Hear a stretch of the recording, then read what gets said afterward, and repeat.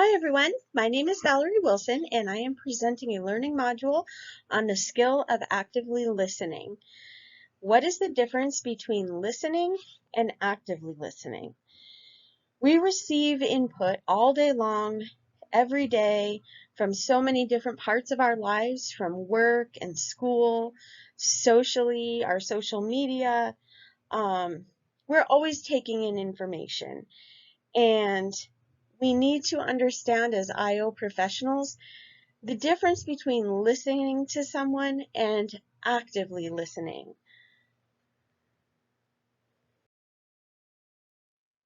Active listening is a foundational skill for the IO psychology professional. It is intentional and done with thought and purpose. It builds trust and rapport, and it provides insight so that we can find a path to solutions. I truly believe that our success as IO professionals starts with the ability to actively listen. Asking a question really doesn't serve a purpose if we're not truly listening to the answer. It is a skill that needs to be understood, developed, and practiced. The goal of this learning module is to provide an overview of the importance of actively listening for the IO psychology professional. By the end of the learning module, participants should be able to explain the difference between hearing and listening. They should be able to list the benefits of actively listening, be able to apply the principles of active listening to interpersonal communications, and also be able to identify personal barriers to active listening. So we always hear the words hearing and listening. The difference is hearing is something that we do it's an involuntary thing. It doesn't take any effort. Sometimes it's even accidental. Listening, on the other hand, is something that is intentional, it's focused, and we do it voluntarily. So there's a method and a structure to actively listening. It starts with the ability to pay attention, and that takes into consideration the environment that you're in, making sure that it is a comfortable and safe place for a conversation, minimal distractions, and your nonverbal communication is also very important, making eye contact, showing that you are listening to what the message that the sender is giving you. Um, those are all very important. That nonverbal communication is very important to making sure that the person understands that what they say is important to you. It's also very important to come to a conversation without having judgment. Um, so this is an intentional way to make sure that you are coming to a situation without preconceived ideas, without judgments about the person or the situation or solutions to the situation. Um, it allows you to spend time listening more with an open mind. The next step is to reflect. So one way to avoid misunderstandings is by not assuming or not guessing what the person is trying to tell you. It's very important to make sure that you're on the same page, and this can be done by reflecting back what the person has said to you. An example would be, so what I hear that you're saying is, letting them confirm that you are both on the same page and you know that you're working towards a solution for the same problem. Um, Clarifying is a little bit more in depth than reflecting. So when you clarify, you're wanting to ask questions, you're wanting to get more information, dig a little bit deeper. I think we've all heard of the 5 whys. It's along that philosophy where you want to say things like, tell me a little bit more about that, or what do you think? What have you already tried? What has worked? What hasn't worked? Um, digging as deep as you can to get as much information as you can. That is very important. You can't solve a problem if you really don't understand what the problem is. Um, you want to then be able to summarize. You want to be able to take the key points of the conversation and be able to reiterate them back. So you're saying to um, the person, okay, so what I'm hearing you say is this. Um, Making sure that you have a chance to clarify that you heard correctly, that they understand. You're summarizing all that together.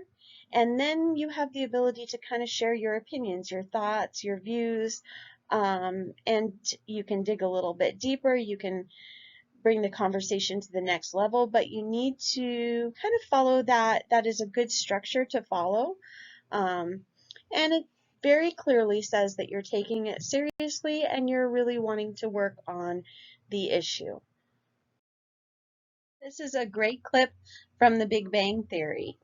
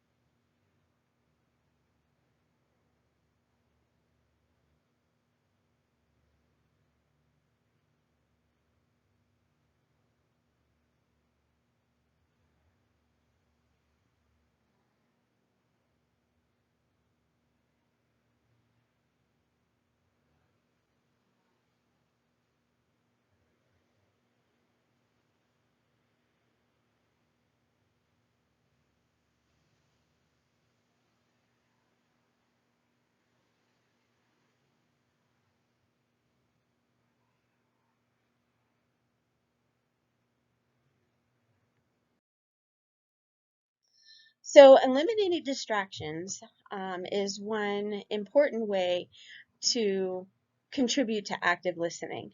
Distractions, we think of, oh, when they say, well, let's put your cell phone away or shut your cell phone off. But distractions actually go a lot deeper than that. Um, One thing that is important is the physical environment that you're having a conversation in. So external distractions can be a big deal if you're someplace where there's a lot of commotion, things are very busy. I remember one conference I went to, it was in a hotel and we were in the conference room, and it was a very important kind of like very somber conversation we were having, and there was a party that was going on next door, and it was like in the middle of the day, but it was a celebration for something, and the music was blasting, like everybody was having a great time, and it was very, very distracting.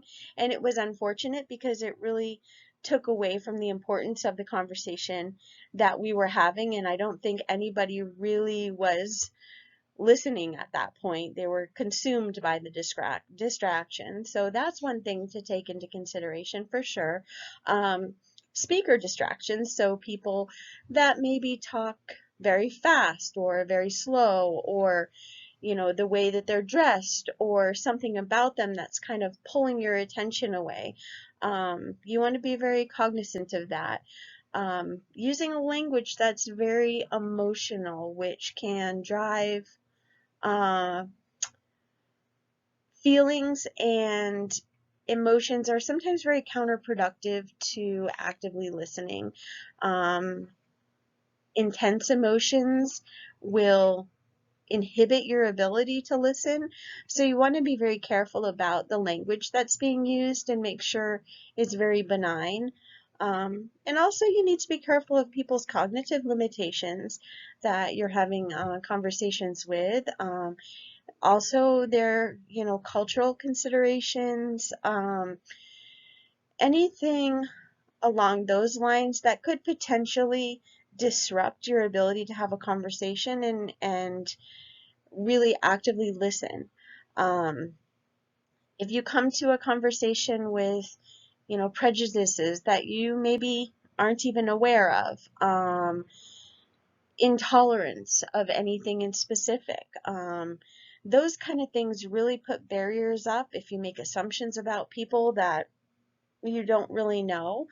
Um, all those things will limit your ability to think clearly and to truly hear and listen to what that person is saying, um, and develop that conversation deeper.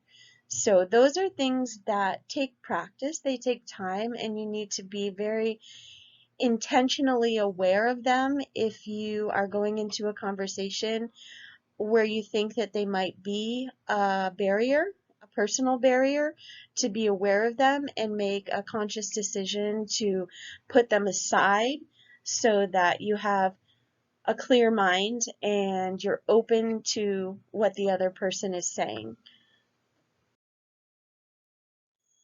So, at the end of the day, why is it important? Why is active listening such a critical skill for people who are in the IO profession?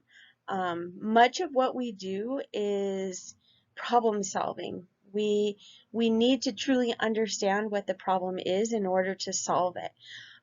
So the benefits that come along with that are that it's going to improve our accuracy, for the end result, but also, for all the processes that take place, to get to the end result. It's going to help resolve conflict, and it may even eliminate some before it even starts. If you're listening and you're an open mind, you're not making preconceived judgments, you're not coming to a conversation with assumed prejudices, you eliminate a lot of that conflict. And if conflict does arise, and actively listening is a way to show that you're concerned and that you are committed to a resolution, and it can certainly de-escalate situations. It also builds trust with people. It's that initial contact that helps to build rapport. Um, People will decide very quickly whether or not they like you, whether or not they want to listen to you, whether or not they trust you. And a lot of that has to do with that initial interaction. How are you, how are you actively listening to them?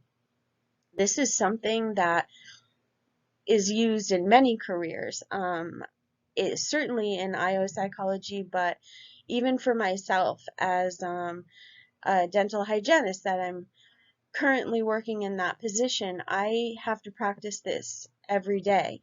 When I initially meet somebody, they're coming in with a lot of barriers already. I've had people walk in and say to me, "No offense, but I don't like you." And I've never met them before. I have no idea who they are, and they don't know who I am. But it's the environment, it's the situation.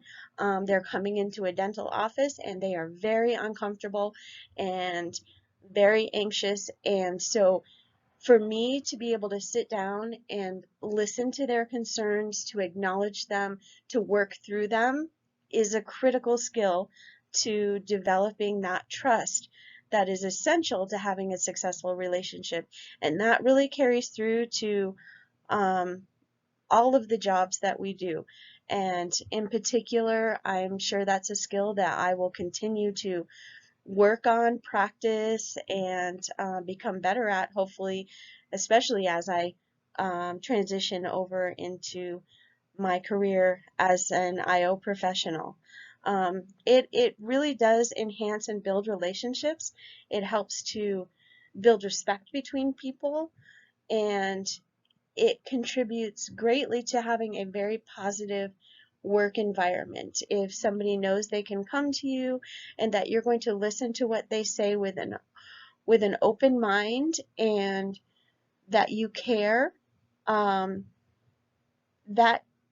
takes down a lot of barriers and allows people to feel heard and respected and safe. And that creates an environment that's very positive.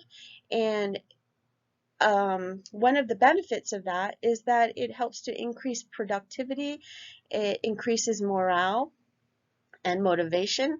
So it's a critical skill to be successful.